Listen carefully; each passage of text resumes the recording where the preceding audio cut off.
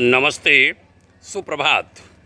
20 अगस्त का युग ऋषि विचार श्रृंखला के 597वें 597 चरण में आपका स्वागत है।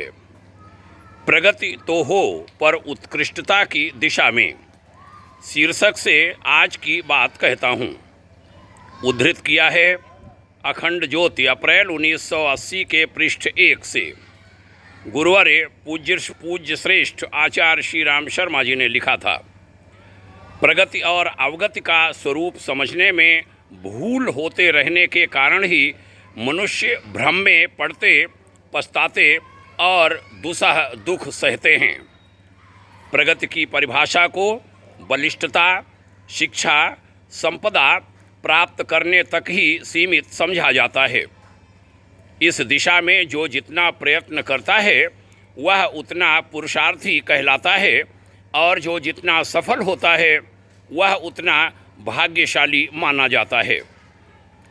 गुरुदेव ने आगे कहा था, वस्तुओं और सामर्थ्यों का अपना महत्व है, पर उन उपलब्धियों का सत प्रयोजनों में प्रयोग हो सकने पर ही उनके द्वारा वास्तविक प्रगति का लाभ मिलता है।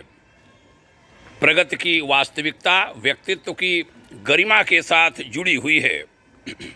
मनुष्य का चिंतन, चरित्र और लक्ष्य ही वह आधार है जिस पर व्यक्तित्व की गरिमा टिकी हुई है।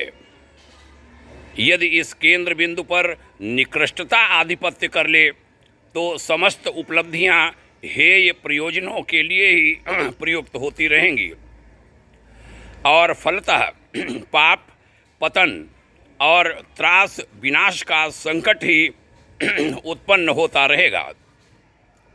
वह प्रगति कैसी जिसमें जलने और जलाने का, गिरने और गिराने का ही उपक्रम चलता रहे। गुरुदेव ने अंत में कहा था, प्रगति का अर्थ है ऊर्ध्वगमन, उत्कर्ष, अभ्युदय। यह विभूतियां अंतः क्षेत्र की हैं। दृष्टिकोण और लक्ष्य ऊंचा रहने पर इच्छा और आकांक्षा का स्तर ऊंचा उठता है। आत्मगौरव का ध्यान रहता है। अपना मूल्य गिरने न पाए, यह सतर्कता जिसमें जितनी पाई जाती है वह उतना ही प्रगतिशील व्यक्ति है। मित्रों, बड़ा ही सुंदर यह लेखांश।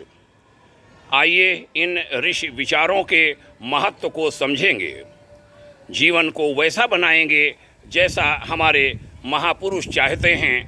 पूर्वजों ने जो राह हमारे लिए निर्धारित की है उसी पथ पर चलने के संकल्प के साथ आइए आज की चर्चा का समापन करें।